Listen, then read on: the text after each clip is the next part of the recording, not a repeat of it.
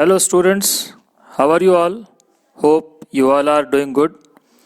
Welcome to Shiksha Sindhu, an ocean of knowledge, and I am your mentor Kailash Tak. Students, today we are going to discuss introduction of computer. How the computer works, what is the definition of computer, and what are the devices that can be used with a computer. All these things we will discuss in today's video. So let us start. First of all, computer क्या है? What is a computer? As you all know, simple definition of computer we have read many times. A computer is an electronic device that can be programmed to accept data, process it and generate result. आपके book में आप देखेंगे तो आपको यही definition मिलेगी. A computer is an electronic device. तो यहाँ पे कुछ पॉइंट्स जो है मैं हाईलाइट करूंगा. Computer is an electronic device. यहाँ हम क्या कह रहे हैं? Computer is an electronic device. कैसा डिवाइस है? इलेक्ट्रॉनिक. इलेक्ट्रॉनिक का मतलब the device that works on circuits. जो आईसीज पे काम करे, सर्किट्स पे काम करे, वो electronic device. That can be programmed. जिसको हम क्या कर सकते हैं? प्रोग्राम कर सकते हैं. प्रोग्राम का मतलब यहाँ पर है जिसको हम इंस्ट्रक्शंस दे सकते हैं, जिससे हम कोई काम करवा सकते हैं. That is programmed. बिकॉज आप जानते हैं कंप्यूटर अपने आप से कुछ भी नहीं कर सकता. कंप्यूटर को जो भी कुछ करना है वो हमारे इंस्ट्रक्शन से, हमारे कमांड से ही करेगा. तो कंप्यूटर एक ऐसा डिवाइस है जिसको हम प्रोग्राम कर सकते हैं. So, computer is an electronic device that can be programmed to accept input. Data लेता है इनपुट की फॉर्म में, या यूं कह लें कि इनपुट लेता है डेटा की फॉर्म में. तो इनपुट यहाँ पे दो चीजें इनपुट होंगी. वो सारा डेटा ही है हमारा. इनपुट जो होगा वो हम कंप्यूटर को डेटा भी इनपुट देंगे, यानी कि जो भी हमें प्रोसेस करना है या जिस चीज़ के लिए हमें हमारा आउटपुट चाहिए, हम वो तो उसको देंगे ही देंगे. साथ में हम इंस्ट्रक्शंस भी देंगे, प्रोग्राम भी देंगे. ये भी इनपुट का ही पार्ट है. तो कंप्यूटर क्या करेगा? उस डेटा को यूज करेगा, उस इनपुट को यूज करेगा और उस पर क्या करेगा? प्रोसेसिंग करेगा. अब प्रोसेसिंग कैसे करेगा? तो प्रोसेसिंग हमने पहले ही कहा कि अपने आप से ये कुछ भी नहीं कर सकता. तो ये क्या करता है? प्रोसेस करेगा as per the instructions given. तो इनपुट में हमने जो डेटा दिया है उसके साथ में जो इंस्ट्रक्शंस दिए हैं, प्लस इसके पास जो प्री स्टोर्ड प्रोग्राम्स हैं, जो इसके पास पहले से कुछ प्रोग्राम बने हुए हैं, स्टोर्ड हैं, उनको भी ये यूज करेगा. और उन प्रोग्राम्स को, उन इंस्ट्रक्शंस को यूज करते हुए उस डेटा की ये प्रोसेसिंग करेगा. और प्रोसेसिंग करने के बाद हमको क्या मिलेगा? फाइनल रिजल्ट मिलेगा, या जिसको हम आउटपुट भी कहते हैं. तो ये डेफिनेशन आपकी इस तरीके से हम समझ सकते हैं डिवाइड करके. ये कंप्यूटर एक ऐसा इलेक्ट्रॉनिक डिवाइस है जिसके ऊपर हम प्रोग्रामिंग कर सकते हैं, जिसको हम प्रोग्राम कर सकते हैं, इंस्ट्रक्शंस दे सकते हैं. जो क्या लेगा हमसे? Data in the form of inputs, या कह दें इनपुट लेगा in the form of data. उस डेटा के ऊपर ये करेगा प्रोसेसिंग, और प्रोसेसिंग करने के बाद हमको क्या मिलेगा? आउटपुट मिलेगा, रिजल्ट मिलेगा. So according to this definition, अगर हम बात करें कंप्यूटर की स्टेजेस ऑफ वर्किंग की, कंप्यूटर कितने स्टेजेस में काम करता है, कितने स्टेप्स में काम करता है, तो सबसे पहला आपका हो गया इनपुट, यानी कि डेटा. डेटा के बाद में उसकी प्रोसेसिंग होगी as per the instructions given, और प्रोसेसिंग होने के बाद हमको क्या मिलेगा, आउटपुट मिलेगा, या हम कह लें इंफॉर्मेशन मिलेगी। तो यहाँ पर आप ये समझ सकते हैं कि data is raw, it will be processed to form information. यहाँ डेटा और इंफॉर्मेशन का डिफरेंस भी आपको समझ में आ जाएगा। डेटा जो है वो हमारे लिए रॉ फैक्ट्स हैं, रॉ फिगर्स हैं, जो क्या करते हैं, प्रोसेस होते हैं, और उसके बाद में हमें क्या मिलती है, इंफॉर्मेशन मिलती है, जानकारियाँ मिलती है। ये 3 स्टेप्स हैं इलेक्ट्रॉनिक डेटा प्रोसेसिंग के। It is called EDP, electronic data processing. तो इस तरीके से 3 स्टेजेस में, 3 चरणों में, 3 स्टेप्स में कंप्यूटर हमारा वर्क करता है। आगे चलते हैं। नाउ कंप्यूटर बना कैसे, हाउ कंप्यूटर इज फॉर्म्ड, या यूं कह लें कंपोनेंट्स क्या हैं कंप्यूटर के, कंप्यूटर की डिज़ाइन क्या है। तो सबसे पहला जो हमारा काम है, जो हमने पीछे स्टेजेस देखी उसमें भी सबसे पहले क्या होता है, इनपुट होता है। तो यहाँ पे भी जो डिज़ाइन होगी कंप्यूटर की उसमें भी सबसे पहले हमको क्या मिलेगा, इनपुट डिवाइस देखने को मिलेगा, या इनपुट यूनिट भी कह सकते हैं हम इसको। उसके बाद हमको क्या मिलेगा, उसके बाद एक सेंट्रल इसका पार्ट है जो खुद आगे 3 भागों में डिवाइडेड है। तो सबसे पहला जो पार्ट है उसका है प्राइमरी मेमोरी। प्राइमरी मेमोरी के बाद में जो पार्ट आता है वो है कंट्रोल यूनिट। कंट्रोल यूनिट एक ऐसा यूनिट है जो पूरे सिस्टम को कंट्रोल करता है, इसका नाम ही है कंट्रोल यूनिट। तो पूरे सिस्टम की कंट्रोलिंग इसके हाथ में है। तो ये सीपीयू का भी सेंट्रल पार्ट हो गया।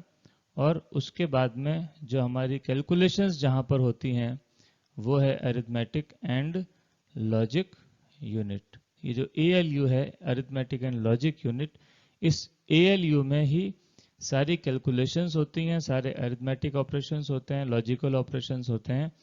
तो सारी कैलकुलेशन यहाँ पर होती है। तो ये जो है ये हमारा सीपीयू कहलाता है, सेंट्रल प्रोसेसिंग यूनिट कहलाता है। तो इस तरीके से हम सीपीयू को 3 पार्ट्स में, 3 यूनिट्स में बांट सकते हैं। पहला मेमोरी यूनिट हो गया उसका, उसके बाद कंट्रोल यूनिट हो गया, और उसके बाद में एएलयू हो गया। तो जो भी डेटा हम इनपुट देते हैं वो सीधे कहाँ जाता है, वो प्राइमरी मेमोरी में जाता है। तो कंट्रोल यूनिट जो है वो इन सब चीज़ों को मैनेज करता है, कोऑर्डिनेट करता है कि डेटा पहले प्राइमरी मेमोरी में जाएगा, प्राइमरी मेमोरी से एएलयू के पास जाएगा, एएलयू जो भी कैलकुलेशन करता है उसमें जो भी इंटरमीडिएट रिजल्ट्स मिलते हैं वो सारे रिजल्ट्स जो हैं वापस प्राइमरी मेमोरी में स्टोर होते हैं, और जो आउटपुट हमको मिलने वाला है वो भी प्राइमरी मेमोरी से ही जाएगा। तो इस तरीके से कंट्रोल यूनिट जो है इन सब चीज़ों को कोऑर्डिनेट करता है। लेकिन यहाँ पे प्राइमरी मेमोरी के अलावा भी हमारे पास में एक मेमोरी है, सेकेंडरी मेमोरी। सेकेंडरी मेमोरी जिसको हम परमानेंट स्टोरेज कहते हैं, या इसको हम ऑक्सिलरी मेमोरी भी कहते हैं, एक्सटर्नल मेमोरी भी कहते हैं। एक्सटर्नल मेमोरी ये क्यों है या ऑक्सिलरी क्यों है, क्योंकि ये आउट ऑफ द सीपीयू है। It is the memory outside the CPU. तो इस वजह से इसको हम ऑक्सिलरी भी कहते हैं, सेकेंडरी भी कहते हैं, या हम इसको परमानेंट मेमोरी तो ये है ही है, तो एक्सटर्नल कह लो, ऑक्सिलरी कह लो, सेकेंडरी कह लो। तो ये जो मेमोरी है ये जब भी हमारा डेटा हमें लंबे समय तक रिट्रीव करना है, लंबे समय के लिए हम उस डेटा को सेफ रखना चाहते हैं, तो हमारा सारा डेटा इस सेकेंडरी स्टोरेज में जाता है। तो इस तरीके से हमारा मेमोरी, 2 तरह की मेमोरी हो गई हमारे पास, प्राइमरी मेमोरी और सेकेंडरी मेमोरी। इन सब यूनिट्स को हम अलग अलग समझेंगे। तो नेक्स्ट हमारे जो पार्ट्स होंगे उसमें हम जो ये है इन तीनों यूनिट्स को अलग अलग से समझेंगे। उसके बाद में लास्ट हमारा जो आता है जो हमारे कंप्यूटर की डिज़ाइन है, उसमें लास्ट हमारा है आउटपुट यूनिट, जहाँ से हमको रिजल्ट देखने को मिलेगा। तो ये जो आउटपुट यूनिट है, ये लास्ट में जब डेटा की प्रोसेसिंग हो जाती है, तो उसके बाद में जब हम कंप्यूटर से डेटा रिजल्ट लेना चाहते हैं, कंप्यूटर से जब इंफॉर्मेशन लेना चाहते हैं, तो इन आउटपुट डिवाइसेस के थ्रू वो रिजल्ट हमको मिलेगा, वो इंफॉर्मेशन हमको मिलेगी। आउटपुट डिवाइस भी कह लो या आउटपुट यूनिट भी कह लो। तो इस तरीके से ये जो है, ये हमारा पूरा ब्लॉक डायग्राम है कंप्यूटर का, जिसको हम कंपोनेंट्स ऑफ कंप्यूटर सिस्टम, तो ये है, इसको हम ब्लॉक डायग्राम भी कहते हैं, block diagram of computer. So in parts को अलग अलग हम डिस्कस भी करेंगे। तो पहले हम यहाँ पर इनपुट और आउटपुट की बात कर लेंगे, उसके बाद में हम जो है सेंट्रल प्रोसेसिंग यूनिट हमारे सीपीयू की बात करेंगे। तो चलिए, सबसे पहली बात इनपुट डिवाइसेस। अब कौन कौन से इनपुट डिवाइसेस हैं हमारे पास? नॉर्मली कीबोर्ड सबसे कॉमन है, टेक्स्ट इनपुट के लिए काम में आता है। आप लोग सब देखते हैं कीबोर्ड कैसा होता है, कीबोर्ड आपको टाइपराइटर के जैसा ही दिखेगा और टेक्स्ट इनपुट के लिए काम आएगा। माउस आप सब जानते हैं, माउस यूज़ करते हैं, पॉइंटिंग एंड सेलेक्टिंग डिवाइस है, पॉइंटर को आप मूव कर सकते हो माउस से और सिलेक्शन कर सकते हो। लाइट पेन, एक पेन जैसा एक स्टाइलस आता है, पेन जैसा एक छोटा सा डिवाइस होता है, जो आपके डायरेक्टली मॉनिटर्स के ऊपर, स्क्रीन्स के ऊपर, नॉर्मली टच पैनल्स के साथ में भी काम में आता है। तो आप उस पेन से जो है राइटिंग कर सकते हैं, कुछ ड्राइंग कर सकते हैं स्क्रीन के ऊपर। स्कैनर्स आप जानते हैं, देखा भी होगा। रेडीमेड इनपुट्स कोई भी हैं, प्री प्रिंटेड कोई भी डॉक्यूमेंट्स हैं, उनको सीधे कंप्यूटर में आपको डालना है, तो स्कैनर आपके काम आएगा। और डिजिटाइजर जो होते हैं, एक छोटे पैड होते हैं, माउस पैड की तरह आप समझो इसको, और उसके साथ में एक स्टाइलस होता है, जिस स्टाइलस को यूज़ करके आप कुछ भी लिखेंगे या कुछ भी बनाएंगे, ड्रॉ करेंगे, तो वो सीधे कंप्यूटर में आपको दिखाई दे जाएगा। इसका एक बहुत नॉर्मल लिविंग एग्जांपल अगर हम देखें, तो कोई भी ऑफिसेस के अंदर जहाँ पे डिजिटल सिग्नेचर्स की ज़रूरत पड़ती है, तो या जहाँ पे सिग्नेचर्स को स्कैन करना होता है, तो वहाँ आजकल जनरली ये डिजिटाइजर्स यूज़ किए जाते हैं। तो कोई भी कस्टमर है या कोई भी जो है जिसका साइन चाहिए, वो सीधे इस डिजिटाइजर पे साइन करेगा आपने, और वो सीधे कंप्यूटर में आ जाएंगे। तो इस तरीके से डिजिटाइजर्स का यूज़ हो रहा है। और टच स्क्रीन्स या टच पैनल्स जो हैं, वो हम देखते हैं, यूज़ करते हैं एटीएम्स के अंदर, रेलवे स्टेशंस पर देखते हैं, आप इनको हाथ से टच करेंगे और ये काम करेंगे। और एक सबसे कॉमन इनपुट डिवाइस एक और है, जो है माइक्रोफोन, आपका माइक। माइक से आप साउंड इनपुट दे सकते हैं, आप बोलेंगे और वो आवाज़ माइक्रोफोन में, माइक्रोफोन की जो आवाज़ है वो आपके कंप्यूटर में जाएगी और उसको भी आप रिकॉर्ड कर सकते हो। इसी तरीके से आउटपुट डिवाइसेस की हम बात कर लें, तो आउटपुट डिवाइसेस में सबसे कॉमन जो है आपका मॉनिटर, एलईडीज, एलसीडीज जो आती हैं। पहले पुराने मॉनिटर्स आते थे, सीआरटी मॉनिटर्स होते थे। तो मॉनिटर जो है एक टीवी जैसा डिवाइस है, जिस पर आप अपने कंप्यूटर के आउटपुट को देख सकते हो। तो ये बहुत कॉमन है। उसके बाद प्रिंटर, प्रिंटर को भी आप समझते हो, देखते हो, देखा है आप लोग सब लोगों ने। शॉप्स के ऊपर फोटोकॉपियर्स जो होते हैं, उनके साथ भी प्रिंटर्स इनबिल्ट होते हैं। या ऑफिसेस के अंदर छोटे प्रिंटर्स आपने देखे होंगे, घर में भी आजकल प्रिंटर्स होते हैं।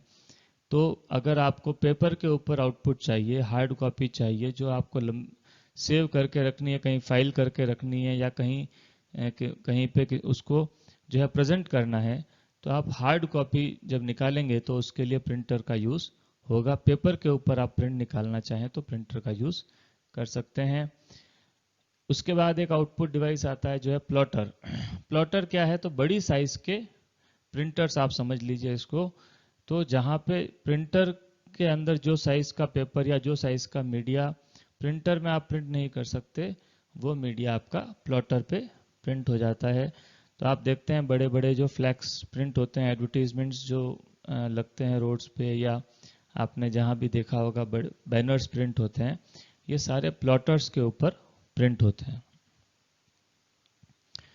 उसके बाद एक आउटपुट डिवाइस है आपका स्पीकर। तो स्पीकर जो है नॉर्मली साउंड आउटपुट है और यूज़ करते हैं हम नॉर्मली इसको। और कंप्यूटर से वॉइस आउटपुट कोई भी लेना है तो हम स्पीकर का यूज़ कर सकते हैं। तो स्टूडेंट्स, आज हमारी फर्स्ट लेक्चर है इस पूरी सीरीज़ का, तो इसलिए थोड़ा मैंने इसको शॉर्ट रखा है। And in your next video we will discuss the parts of CPU, क्योंकि सीपीयू इस वीडियो में मैंने इसलिए इंक्लूड नहीं किया कि बहुत लंबा हो जाता है, तो इसीलिए इसको मैंने शॉर्ट रखा है। सीपीयू हम नेक्स्ट वीडियो में इंक्लूड करेंगे, क्योंकि सीपीयू के तीनों पार्ट्स इंडिविजुअली डिस्कस करने हैं हमको और वो थोड़ा लंबा होगा, तो इसलिए हमने इस वीडियो में उसको नहीं डाला है। I hope you got all the concepts and all the terms very well. You understood well. So that's all for today. And thanks for watching. Best of luck.